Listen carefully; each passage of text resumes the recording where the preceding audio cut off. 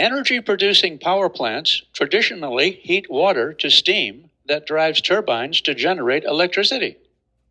The fuels for producing the energy to turn water to steam are fossil fuels, coal, oil, and gas, and more recently, fissionable isotopes such as uranium. That's only clean steam going into the air from the fission power plant on the right, but not just steam from the coal-fired plant on the left. In this lesson, we'll consider the energy produced by nuclear fission. In a nuclear fission reactor, the fission process is sustained to convert mass to energy at a steady rate. Energy release in a typical fission power plant superheats water so it can drive a turbine to generate electricity. So what keeps the uranium fuel in a fission power plant from exploding? Recall from our previous lesson that not all uranium will fission. Relatively plentiful U-238 doesn't, and scarcer U-235 does.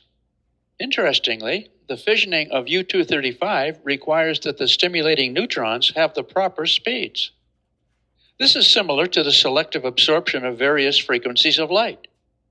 Just as various elements absorb and reflect light differently, various isotopes of the same element can have quite different nuclear properties and absorb neutrons differently. So it is with fussy U-235.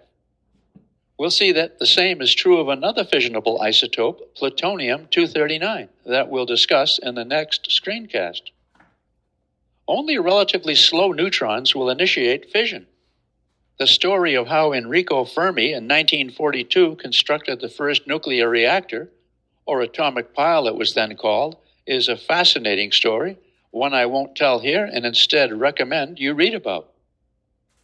Today's fission reactors contain 4 components: nuclear fuel, control rods, a moderator, usually water, to extract heat from the reactor. In a reactor, the nuclear fuel is primarily U-238 plus about 3% U-235.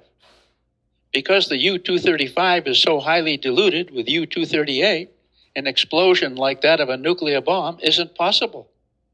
The tragedy of the Fukushima reactor in Japan was a meltdown, not a bomb-like explosion. In a reactor, the reaction rate is typically controlled by neutron-absorbing cadmium or boron rods inserted into the reactor. Water surrounding the nuclear fuel is kept under high pressure to keep it at high temperature, then transfers heat to a second lower pressure water system, which operates a turbine and electric generator. 2 separate water systems are used so that no radioactivity reaches the turbine. 1 kilogram of uranium fuel, a chunk smaller than a baseball, yields more energy than 30 freight car loads of coal. About 20% of electric energy in the United States is generated by nuclear fission reactors. The benefits of fission power are 1, plentiful electricity, 2, the conservation of the many billions of tons of coal, oil, and natural gas that every year are literally converted to heat and smoke, and then in the long run may be far more precious as sources of organic molecules than as sources of heat. And 3, the elimination of the megatons of sulfur oxides and other poison, as well as the greenhouse gas carbon dioxide, that are released into the air each year by the burning of these fossil fuels. The main downside of fission reactors, sometimes called nukes, includes the generation of radioactive waste products. The fragments of fission are radioactive, most with very short half-lives. Some of them, however, have half-lives of thousands of years. Safely disposing of these waste products has been problematic, more politically than scientifically. What is beginning to catch on is that nuclear waste can be burned in special reactors that transmute it into more benign elements, which challenges the popular view that nuclear wastes will remain in the laps of future generations. Likely not so.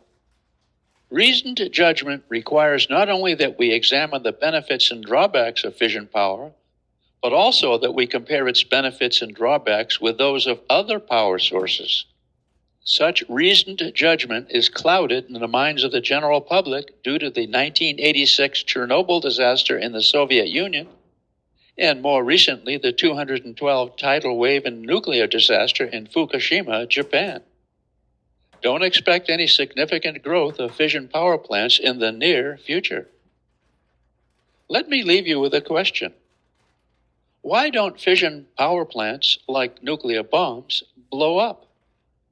Until next time, good nuclear energy.